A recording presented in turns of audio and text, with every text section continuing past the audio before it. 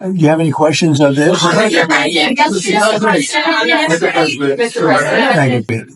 Mr. President, given Iran's attacks on Kuwait, this latest attack on Kuwait, is the ceasefire with Iran still on? Well, there's a reason for everything. And we hit them pretty hard the night before, and actually last night. And when it was explained to me, I said, all right, so we'll do that. But we've been hitting them pretty hard, a little bit. So there is a reason for certain things, and there's usually a reason that sometimes makes sense. But they did something for it, not a big deal. We got it. We nipped it in the bud very quickly, as we do. We're the greatest military in the world. But some people would say they were slightly provoked because we took a strong action for a different reason. So they were reciprocating. Yep. Can you explain? I hear the negotiation itself has gone very well, actually. Very well. Mr. President, It could happen. I mean, if it happens, and it might not happen, who knows? But if it happens, it could happen like over the weekend. How do you define ceasefire? Pretty much the way it is. It's a different part of the world. I'd say in that part of the world, ceasefire is when you're shooting in a more moderate manner. It's not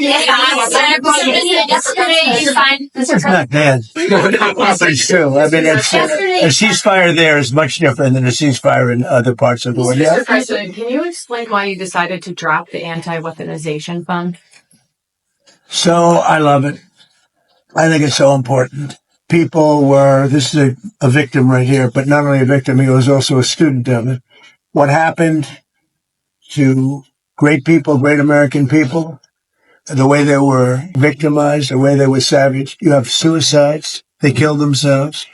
They went bankrupt. They were weaponized by the Biden administration, by a bunch of thugs, including Obama people. And like nobody's probably ever been. I mean, I can think of maybe 2 instances in this country where they've had it to somewhere to that extent. I'm not even sure if it was so much. They were put in jail for long periods of time. They were accused of things that never happened. They had prosecutors that were radical lunatics, and their lives were destroyed. And frankly, we had a lawsuit that against us on the weaponization, where the judge, a radical left judge, ruled against it. And we'll see how that all works out. But a radical left judge ruled against it. But these people, their lives have been destroyed. Their families have been destroyed. Many of them. I'm not just talking about a few people. Many of them. I'm one of them. They raided my house, Mar-a-Lago. That never happened. Nobody ever thought of anything like that. It turned out that it was a total fake. Everything about it was fake and corrupt. We have all the information. The good advantage to sitting here is we can get information that you wouldn't get by what we have and what we are going to be showing over the coming weeks and months. You're not even going to believe. Some of you will believe it, like CNN will believe it because they knew what was going on. They're crooked as hell. CNN's a very corrupt organization. But with a corrupt reporter standing right there, never smiles. She never smiles. She's a young, beautiful woman, never smiles. I never see a smile off her face. I see her standing there with hatred in her eyes. Like she has hatred because we have borders, because we have a strong military, because we cut our taxes, because we do things that everybody wanted. And then we win our election in a massive landslide. We win 87% of the counties in this country. Nobody's ever heard of a thing like that. And that's because we're doing the right job. And we took a detour down to Iran because we can't let Iran have a nuclear weapon under any circumstances. We can't let that happen. So the reporters should be happy. They shouldn't be unhappy. They should be very happy. Because you know what we're doing? We're saving our country. Yes, but 2 questions. One on Iran and then one on your birthday. Okay. The first one is, are you concerned at all that the IRGC could sabotage any potential deal? And then the second one is, you have a birthday coming up. I won't say which number, but it's a big birthday. So you're going to blow out a candle. You're going to blow out, some candles on a cake, hopefully. What are your wishes that you'd like to see accomplished for the next year for the United States and your presidency? Well, I'll go in your order. Anything can happen. When you're dealing with Iran, but when you're dealing with other countries, but that's a very volatile part of the world, probably the most volatile part of the world. It's very The people are volatile. The leadership, you see what's going on. We've gone through 3 teams of leadership. It's been we're military. There's never been a military like what we have. We could go another 2-3 weeks and just wipe everybody out. I'd rather not do that. Very easy to do. They're ready to do it. They want to do it. They want to do it. But if we can get something down in writing which will accomplish the same thing without killing everybody, I'd like to do that. Most of my people, I think, would like to do that. Some people wouldn't, but most of them would. But we had to take a detour as far as wishes for, and I'm very proud of that detour, By the way, just to finish off on that, we had the strongest stock market in history, and I said we have no choice, we have to do it. I knew it would affect it, but I was very happily surprised when I saw that today we hit another stock market high. I mean, we have the highest stock market in history with a military conflict going on, or a war. Some people call it war, some people call it a military. It's not a big thing for us. We have a great military. It's not a big thing for us. But if I didn't do that, I spoke to people like Peter, great financial people, Scott and Howard and lots of others. I said, we just hit the greatest stock market in history. Everyone's 401ks are the highest they've ever been. Everybody's making a lot of money. Costs are coming down. We took over the highest costs and the highest inflation in the history of our country. Costs are coming down. Everything's good. And I hate to tell you this, but we've got to take a little detour and go down to a place called the Islamic Republic of Iran. And we're going to have to stop them from having a nuclear weapon. That's what we've done. And they've agreed to that. By the way, if they sign the agreement, they will have agreed to, we will not have a nuclear weapon or bomb. We will not develop one. We will not buy one. Originally it was, we will not develop. I said, what about if they buy? That went into a 2-week negotiation. But in the end, we got that. Now, we got it if they signed the paper. In theory, they're pretty close to signing a paper. We've actually gotten along with them very well. And you know what you saw for the last few nights? It takes 2 to tango. You understand that. We hit them very hard on something else, unrelated. And so they were responding. But, and not very strongly.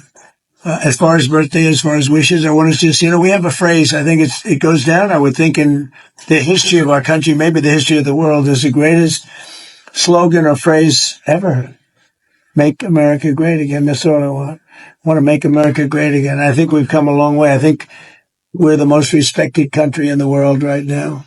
By far, the most respected. President Xi told me, I was talking about, he's a friend of mine. He's a good man. I hate to say it because the press goes and they say, oh, we called him a good man. He is he's for China. I'm for the USA. It's like one of those things.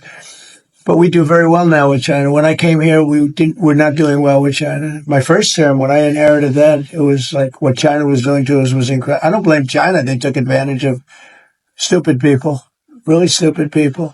So, we're doing great. But the phrase, make America great again, that's all I want. Very simple phrase to think of. And I think it's the greatest in the history. I would say that's probably the greatest phrase in the history of the world, not only here. There's never been anything like it.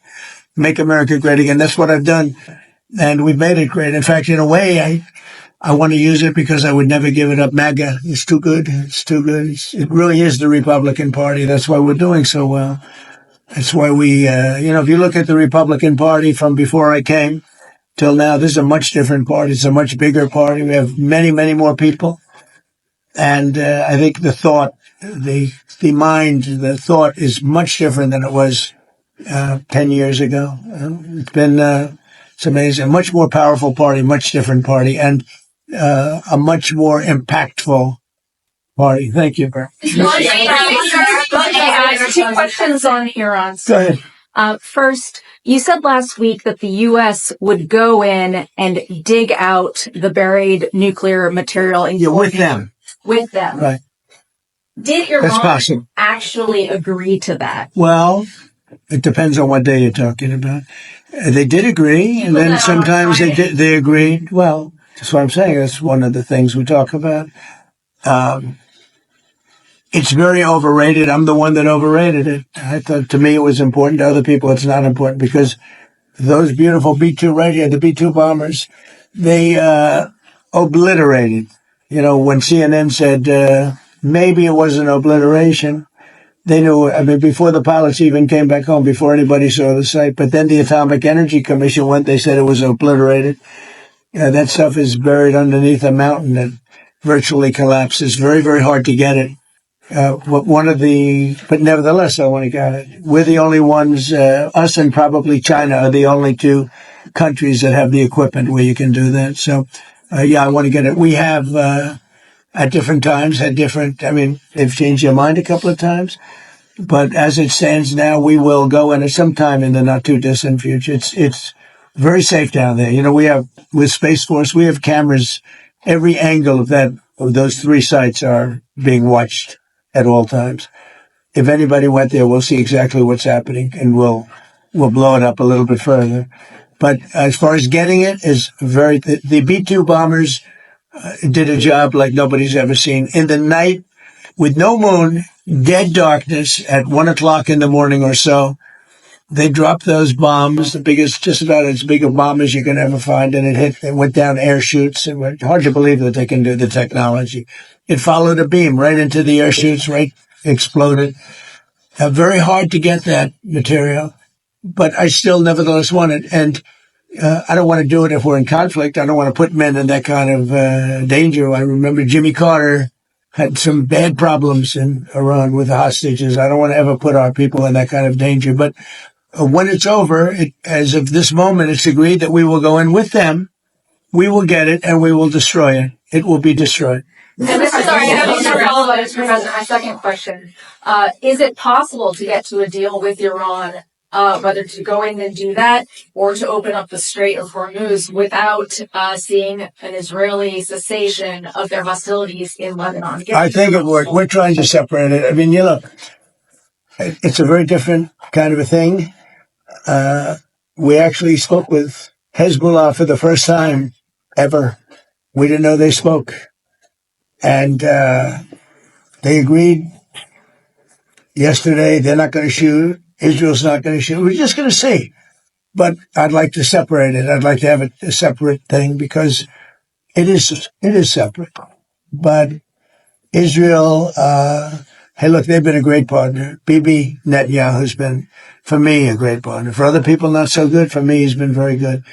We were very effective, what we've done. And they needed us. They couldn't have done it without us. Couldn't have even come close. And they needed us. And they got us to help them with a real problem, because Iran was a real problem, a big problem, a worldwide problem, because they wouldn't have stopped with Israel. They would have blown up the Middle East. And you saw that by the rockets. All those rockets that went to the mostly for the most part, the 5 countries outside of Israel, those rockets were aimed there before we hit them with the B-2 bombers. They were going to blow up the Middle East. They were going to blow up Israel, but they were going to blow up the Middle East. And I stopped it. And I'm very proud I stopped it. And we also stopped it in the first term, when I terminated the Iran nuclear deal penned by Barack Hussein Obama. It was one of the dumbest deals I've ever seen. And this has no relation. I like these morons, these Democrats, D-U-M, Democrats, that go on television and say, oh, well, this is just like the Obama deal. This is the exact opposite. This is no path to a nuclear weapon. That was a absolute path to a nuclear weapon that you couldn't have done anything about. This is the exact opposite. They gave billions and billions of dollars to Iran, including $1.7 billion put into a Boeing 757 with the seats taken out because there wasn't enough room if you left the seats, with $1.7 billion in cash taken from the banks in D.C., Maryland, and Virginia, and flown to Iran, 1.7 in green cash, and then tens of billions of dollars given to Iran by our government. Frankly, they picked the wrong country, but maybe we're going to be getting along with Iran. We're going to find out. You know, there is a good possibility, I think, because without the bombing, that wouldn't have worked. Without the blockade. The blockade is the most powerful thing. I think the blockade maybe has more impact than the bombing has. But the blockade that we have, the naval blockade, is incredible. Now, one ship has gotten through, unless we wanted it to, and people respect it a lot, and we'll see. But, you know, there's a chance if this really worked out, they could rebuild. You know, it used to be a very, very good nation. You go back, I have friends that used to, old timers, they used to go there and they used to do well. They used to build and run. They built apartment houses and they built office buildings that are hard to believe, right? But there's a chance that maybe that comes back. But whether it comes back or not, I think we have a very powerful deal that we're negotiating. The exact opposite as the Obama deal. The Obama deal was a disgrace. It gave them a nuclear weapon. We do the exact thing. We, under our deal, they will never, ever have a nuclear weapon. One of the other things that happens, and this is important, but there's nothing more important than taking away the capability of a nuclear weapon from them. Mr. President, Wait, but one of the other things that's important and very important is that immediately upon signing the Memorandum of Understanding, the Hormuz Strait will open. And it'll open up quickly, and we've already had our minesweepers there. You know, we're sweeping, as you probably have heard. And these are underwater minesweepers. They're great, amazing technology. They're underwater because usually when you're looking for mines, that usually means you have some dangerous characters out there. That's why. So we're underwater, but we've swept mines, and we've gotten most of them, we think. So, but the Hormuz Strait will open immediately upon signing. Now, that's subject to a couple of areas being cleaned out also of mines, which we don't think there are any. So it'll happen very quickly, and we'll take the southern route anyway. But immediately upon signing, we open up the Hormuz Strait. Mr. President, just to clarify what you said, excuse me, Mr. President, just to clarify on what you were asked earlier, is the $1.8 billion DOJ fund dead or is it on hold? It's, I'd have to ask the lawyers. I don't know. I know one thing, the weaponization. Are you talking about the weaponization fund? Yeah, the weaponization fund, as far as I'm concerned, was a beautiful thing. It was something I didn't make it, but I heard that. I thought that was the greatest thing because people like you have abused our people so badly. The fake news like CNN, like the New York Times and like others have abused our people. Wait a minute. Be quiet. Have abused our people so badly. And you should be ashamed of yourself. You used to be a conservative. She was a conservative from Alabama. Can you believe it? But CNN, in particular, CNN does such false reporting. But now they have new ownership, so maybe it'll straighten it out. I doubt it. But it's hard to straighten garbage out. But CNN has abused, and others have abused so badly. People, these are people that are great people that were destroyed. Their families have been destroyed. Many suicides. They committed suicide. People that went there with love. They went there with love. You know, when I made that speech early in the day, tremendous crowd. I hate to say because they'll say, oh, I was wrong on the number, but I believe it's the largest crowd I've ever spoken to by twice. The biggest crowd, I think, bigger than the inaugurations, bigger than anything. And there was so much love and friendship. It was the most amazing thing. People were crying. They were like, wait a minute, let me finish. And those people have been abused by you and by others and by the politicians, by the Democrats. They're dumb people. They want to have open borders. They want to have transgender mutilization of your children. They want to have men playing in women's sports. They want to have high taxes. They turned down, they fought us in the tax bill, and they fought us because they want people to pay high taxes because they're crazy. There's something wrong with them. There's something wrong with you. It's a shame. Yeah, go ahead. President, thank you so much. On communism, today has some stirring words on communism. I just wrote that. Did you like it? Did you think it was well written? Well, certainly very meaningful to Americans. Well, I'd read it. Do you want to read it? Do you have it? You could read it. It's on Truth. I just wrote it. Sure. I just felt I've seen what's going on with communism, and I see this country. Read it. I'd love to have you. Thank you. You wrote that, well, communists always do well with the voters, or as they would say, the people in the early years. But in the end, the country, state, or city goes to hell. Great violence proceeds at levels never seen before, and the entity dissolves into poverty, squalor, and crime. Remember, breathtaking popularity first, and then guaranteed death and destruction. Well, you see it happening with New York. You see it happening with Los Angeles and parts of California. And it's so easy, I'd be the greatest in the world. Nobody would be as good as me. I'd give away everything. I could be the greatest. I would sell them. You're going to get free rent. You're going to get free houses. You're going to get free food. You're going to get free everything. But eventually that ends. and it leads to death, destruction, and squalor 100% of the time. When I watched New York, and, I liked him very much. He stood right here, and he's been in the office a couple of times. The mayor of New York, I think he's a very nice person, and I don't know, he's a smart guy. I don't understand why he thinks it's okay for all these companies that pay hundreds of millions of dollars in taxes a year to leave. Because you're not going to have any tax base, and you're going to end up in hunger and squalor and death and destruction. I would be better than him if I wanted to go that route. Ladies and gentlemen, you'll no longer pay rent. You'll no longer have to pay interest on your mortgage. In fact, I'll end your mortgage. I'm going to cut everything. You're no longer going to have to pay for food. I'm going to give you a grocery store, and I'm going to give you free food. You're no longer going to you're going to have the greatest life ever. Follow me. You're going to have the greatest life. And you know what? For a couple of years, that's such a powerful, I would be the best ever at giving it. Nobody would ever be. I had to sell free enterprise. Free enterprise is tougher to sell, but that's what's made our country great. And that's why it's great again now. If I didn't get elected, we wouldn't have a country. We really wouldn't have a country. This country would be finished. But I see what's happening in Los Angeles. I see what's happening in New York, where I look at Chicago. You have a stupid governor, a dumb governor. A really dumb guy. I know him well. He's a failure in his family, Pritzker.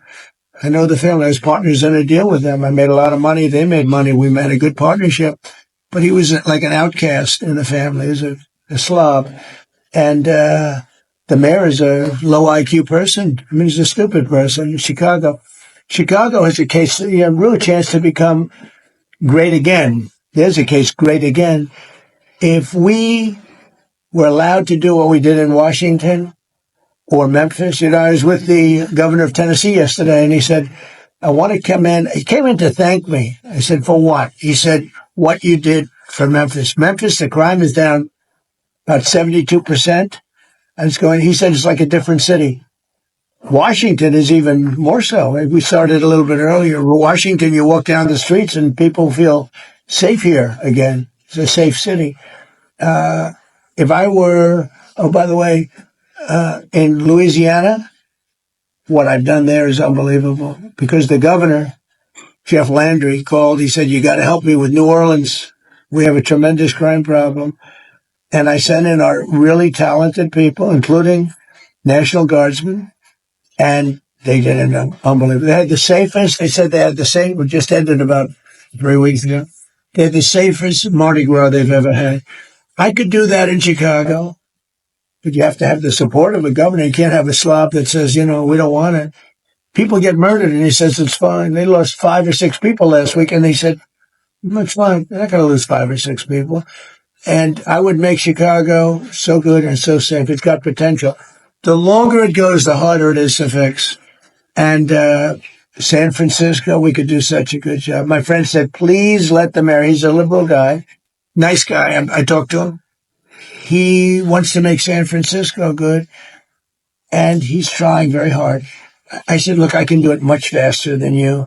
Please let me have it done. I spoke to the mayor, and some very important people asked me to give him a chance because they'd like to see if he could do it. And he's doing okay, but I could do it much faster, much better. And we can remove, don't forget, 2% of your people create 90% of your crime. That's a great number, because 2% of the people you can take care of. It was 90% of the people, that's no good. But 2%. In Washington, right here in D.C., we removed close to 5,000 hard-line criminals. Many came in through the Biden open border. We removed them from Washington, D.C., and it's one of the reasons that we're so safe now. We have a great, beautiful place. Again, the fountains are almost all open. You're going to have the reflecting pool opened within hours. Literally within hours. The water starts pouring in tonight. It's going to be beautiful. You haven't seen that since 1922. Think of that. 1922. It hasn't worked. Never worked. From the day they built it, it never worked. But you're going to see that. And people are all thanking me because Washington's beautiful again. The parks are open. We changed the grass. Grass has a life also. Like people, grass has a life. And that grass hasn't been changed in 70, 80 years. It died many times over. We have beautiful grass, beautiful parks, beautiful everything. We don't have people living on it. And Washington, D.C., in a matter of 14 months, Washington, D.C. is like a different place. If people are coming here, the restaurants were all going out of business, as you know, because you use the restaurants.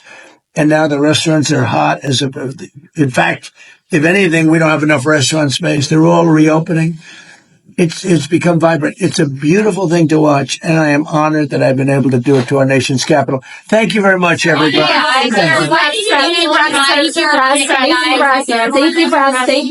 Thank you, press. Thank you, guys. Thank you, guys. Thank you, guys. Hey, really good.